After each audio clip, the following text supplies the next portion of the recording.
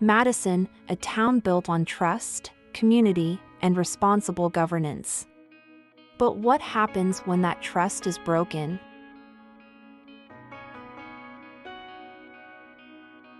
Our team has uncovered what appears to be a serious issue.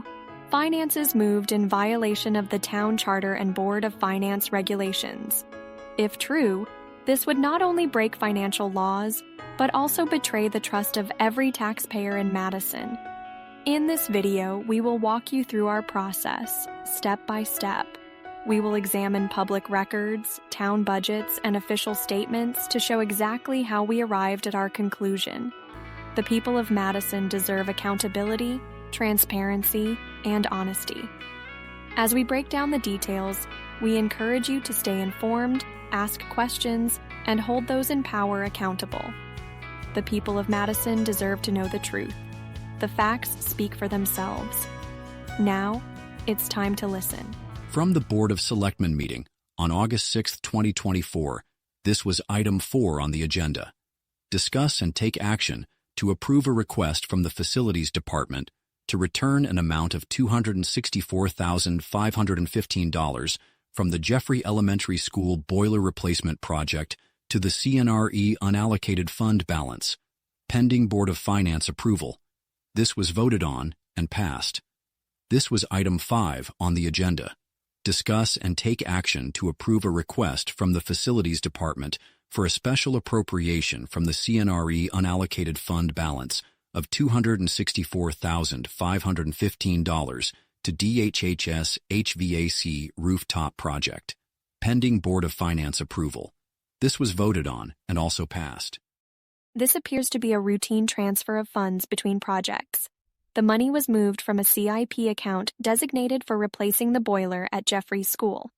However, since Jeffrey School will no longer be in use once the new school is completed, the funds were redirected to cover a shortfall in the high school HVAC replacement project, where bids came in higher than expected. What caught our attention was the amount. Recently, we amended the town charter, increasing the Board of Selectmen's approval limit to $250,000. Any transfer above this amount requires a town meeting and a public vote for approval. This regulation is clearly outlined in the town charter on page 27, section 10.6. We operate under a town meeting form of government, where residents serve as the legislative body and actively participate in decision-making, as outlined in the town charter. This system of checks and balances ensures transparency and accountability. In this case, it allows us to be aware of and involved in the decision to reallocate funds from a dedicated purpose. This way, if the boiler does need to be replaced in the future, we know exactly where the money went. Section 10.6. Special Appropriations and Transfers of Appropriations. A. The Board of Finance, on request by the Board of Selectmen, may make special appropriations from an unassigned fund balance or from an approved designated fund. However, no town agency or department may receive over $250,000 in aggregate from special appropriations in any fiscal year without the approval of a town meeting. The town charter also has regulations for moving or transferring money within the CIP program. This is in section 10.6, item C. It reads, "The Board of Finance, on request by the Board of Selectmen, may transfer within the capital improvement program unexpended balances from one approved project to another approved project in an amount not to exceed $50,000 in aggregate per project. A transfer in excess of $50,000 must be approved by town meeting." We contacted the town finance department and expressed our concerns. They explained that the $250,000 does not apply as all of the projects are contained within the same CNRE fund, also since Jeffrey money was not transferred to a new project. Our facilities department identified this project as not necessary, therefore requested the funds be returned to the CNRE master account per Board of Finance regulations. The BOF's regulations also provide us with the ability to use funds for unexpected expenditures that fall within the purpose of the fund with BOS and BOF approval. The agenda item you are referring to is doing just that for the high school HVAC project. To us, these regulations seemed to fit the transfer, but the Finance Department had stated there were Board of Finance regulations that applied in this case. So we needed to research the BOF regulations. In the Board of Finance regulations, we found this section. There is a link shown that will take you to the regulations of the Board of Finance. On page 3, the section for the discontinuance of reserve and capital projects funds reads, "A reserve or capital project fund may be discontinued by vote of the Board of Finance. The Board of Selectmen, the Board of Education, or the Director of Finance may also request that the Board of Finance discontinue a reserve or capital project fund. The Board of Selectmen, the Board of Education, and the Director of Finance shall be notified of such proposed action at least 60 days prior to a scheduled vote. Funds remaining in discontinued reserve or capital project funds shall be transferred to the general fund of the town." That was the section that applied to this transfer of funds. After a careful review of the Board of Finance regulations, we didn't find the regulations the Department of Finance was referring to or any other relevant regulations. This was a little confusing and a contradiction to the information they supplied, as they stated the Facilities Department deemed the project as no longer needed. That would have required the funds transferred into the town's general fund. If the funds were transferred into the general fund, a town meeting would be required to approve a special appropriation to transfer the money to the high school HVAC project. These regulations are in place to ensure the town is aware and has a say in the financial decisions, as well as providing transparency. This contradiction led us to research and better understand the CIP process. Here is what we learned. CIP stands for Capital Improvement Project. It's a system used to plan for new projects or scheduled maintenance in advance. Essentially, it's a budgeting and saving strategy designed to ensure funds are available when these projects are ready to move forward. A simple way to think about CIP is to compare it to envelope budgeting, something many of us have used at home. For example, you might take a few envelopes and label them with future expenses, like new roof, vacation, or car repairs, along with the estimated costs and timelines. If you know your car will need new tires next year and they'll cost $1,000, you can start setting aside $20 each week. By the end of the year, you'll have the money you need without scrambling for funds at the last minute. CIP works the same way, but on a larger scale, helping towns and organizations plan ahead and maintain financial stability. As things change along the way, you can adjust the system. For example, if you decide to buy a new car, you no longer need to buy new tires for the old one. You can take the money you saved in that envelope and put it toward other needs or deposit it into the bank.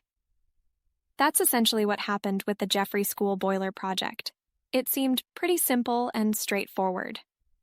However, as we were trying to follow the process, we came across some more troubling issues. Now that we have a better understanding of the CIP process, it's easier to see what transpired. Let's take a look at the 2021 CIP book. This page shows the 10-year outlook for projects at the high school that were approved for that year. You can see the list of projects, their anticipated costs, and the proposed funding schedule. If we zoom in a little, we can focus on the HVAC renovation project. It was originally scheduled to be funded over 2 years, this year and next year. However, the timeline had to be moved up because the system started to fail sooner than expected. Now, let's turn to the CIP page for Jeffrey School, which outlines all the planned maintenance needs for that building. If we zoom in on the boiler and HVAC updates, we see those projects as well. Each project is assigned an account number to track both the project and its funding. This particular project was assigned JS104. The funding was scheduled to start the following year, with full funding planned for 2022 and 2023, when the actual work was supposed to be completed. When we were trying to track down what turned out to be JS104, the account for the Jeffrey School boiler replacement, we had to go back several years to find it. In the CIP book, on page 117, there's an explanation that provides important context. At that time, the Board of Education was working toward a 4-school plan. This plan included a proposed $89 million project, which involved building a new school to replace both Jeffrey School and Ryerson School, as well as making upgrades to Polson and Brown schools. There's also a keynote included in the CIP book. In addition to this recommendation, a 10-year maintenance plan will be proposed. Should this plan not be approved at referendum, the Board of Education's original 10-year maintenance plan will have to be reconsidered. This is included as an attachment for reference. At the time the CIP was being planned, the referendum had not yet taken place. To account for both possible outcomes, they submitted 2 plans. One if the referendum passed, one if it didn't. If voters rejected the 4-school plan, the original 10-year maintenance plan, which focused on maintaining all the existing schools, would have been enacted.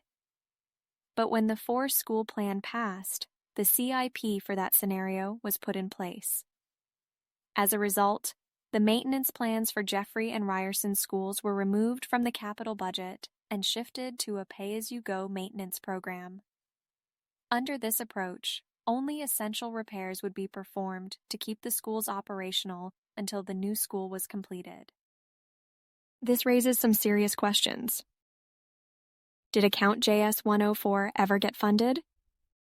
We went through the Board of Selectmen and Board of Finance meeting minutes, going all the way back to before the referendum, and we couldn't find any record of the account being funded, nor did we see any other transfers out of JS 104.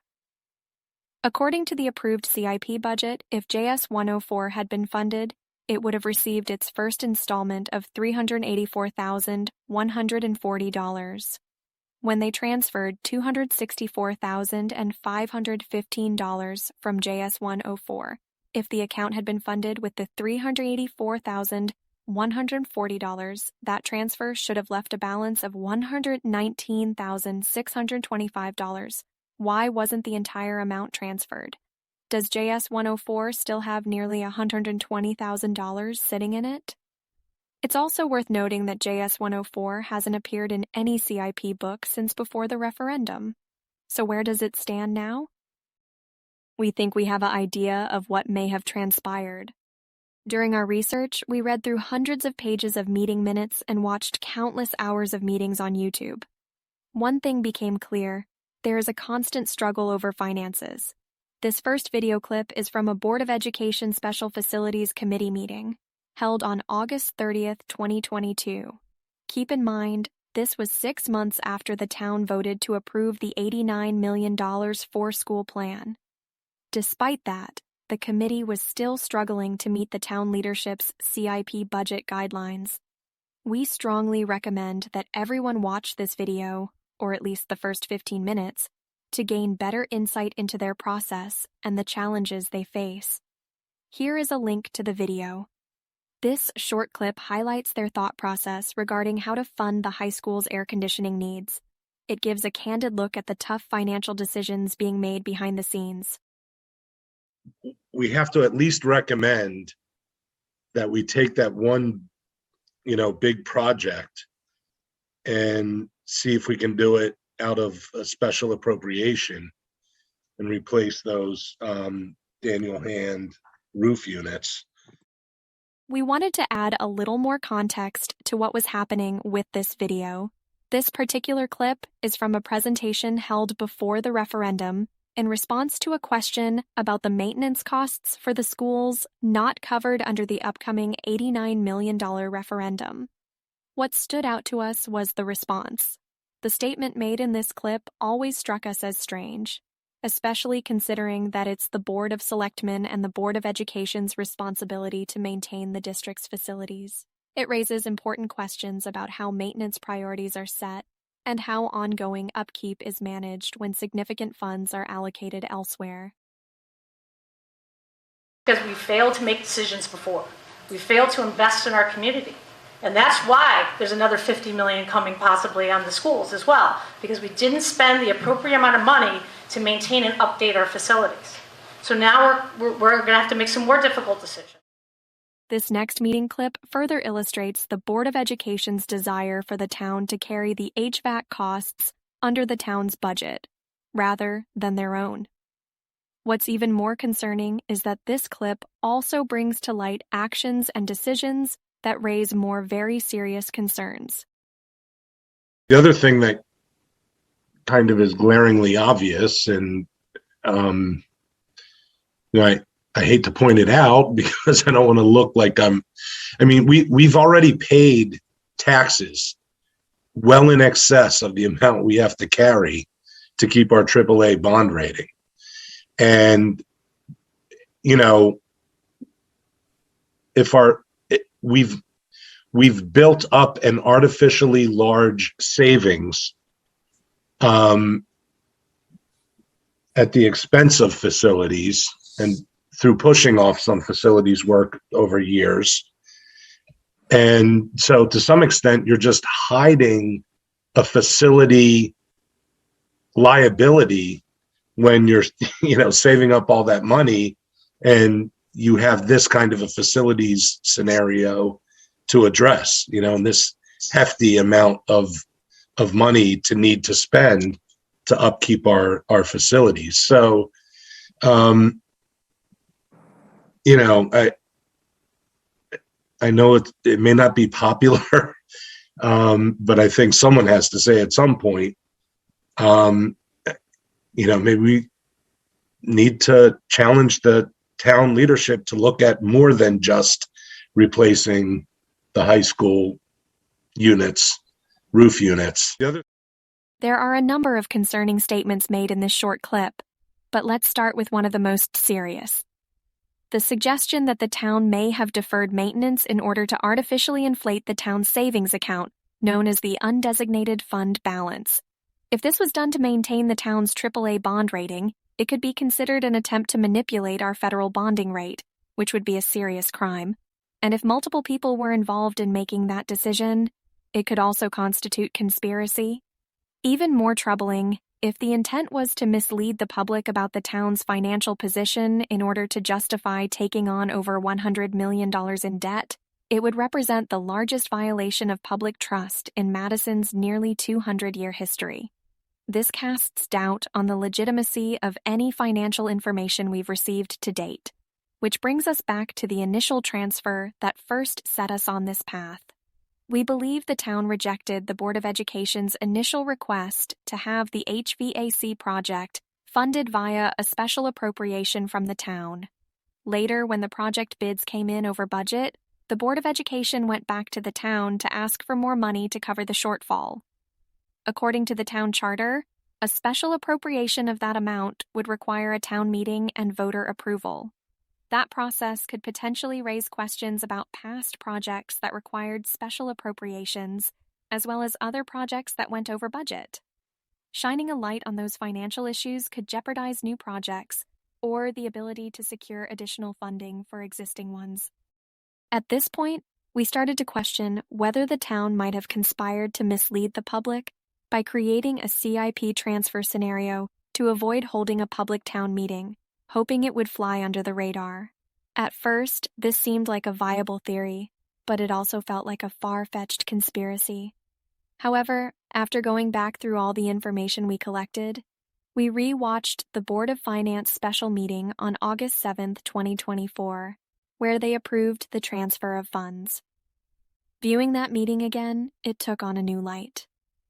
Take a look for yourself and see if anything seems off to you. We also need to discuss and take action to approve a request from the Facilities Department to return the amount of $264,515 from the Jeffrey Elementary School boiler replacement project to the CNRE unallocated fund balance pending Board of Selectmen approval. Could I get that in the form of a motion? Anybody? Motion made by Katie, second. Jean. Discussion. I think this speaks for itself. And any comments or questions there? I'm so happy not to talk about that boiler anymore. Any other comments? Seeing none, all those in favor say aye or raise your hand. Aye. Any opposed? Abstention. That motion carries. Did you catch the moment when a joke was made about being so happy not to have to hear about the boiler again? That's a very odd comment to make about what should be a routine fund transfer. Why would there be so much discussion, and clearly some relief, over a boiler project that had been dormant for years and officially deemed unnecessary? It raises a lot of questions about what was really going on behind the scenes. And did you notice the reaction from a few people? There was this nervous laugh, almost like an, "I can't believe she said that" moment. It definitely didn't feel like a casual or lighthearted exchange. Let's watch it again. And this time, pay close attention to Peter Anderson and John Picard's reactions. There's something in their body language and expressions that seems to suggest more than what's being said out loud. Motion made by Katie, second. Jean. Discussion. I think this speaks for itself. And any comments or questions there? I'm Seeing so none, happy not to talk about that boiler anymore. Any other comments? Seeing none, all those in favor say aye or raise your hand. Aye. Any opposed? Abstention? That motion carries. Unfortunately, based on all the research we have done and the information we've compiled to present to you, it is difficult not to believe that town officials have conspired to mislead residents regarding certain financial transactions in Madison. To be clear, we do not believe this was done for any personal financial gain. Rather, it appears these actions were taken to advance projects and spending that might not have been approved by the public if residents had been presented with all the relevant information. Politics are politics, but when a lack of transparency crosses the line into potential violations of the town charter, as well as state and federal laws, it becomes imperative to bring these issues into the light. We believe it's time to engage the proper authorities to conduct a thorough investigation and a full audit of these transactions. In our effort to be thorough, we have examined the town's financial statements and reviewed the required annual audits. However, these audits typically do not drill down far enough to uncover actions like those we're describing. The audits focus primarily on whether funds are accounted for, not how they are internally moved, or whether decisions, such as deferring maintenance, are being made to present a misleading financial impression. Because of this, we are requesting that the town join us in seeking answers to these concerns. Transparency and accountability are critical, and the residents of Madison deserve to have complete confidence in how their tax dollars are being managed.